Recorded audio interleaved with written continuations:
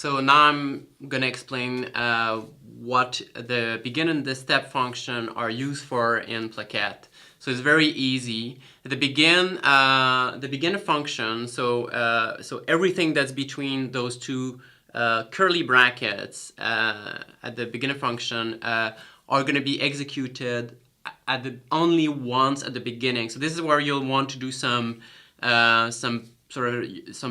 your basic setup for certain kinds of objects you're going to use.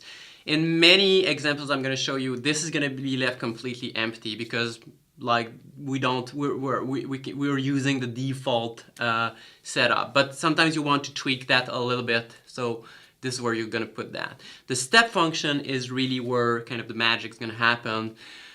In that function, so whatever's in between those two curly brackets here is going to be executed over and over and over in an infinite loop. So this is where like the interaction, real-time signal processing is gonna happen.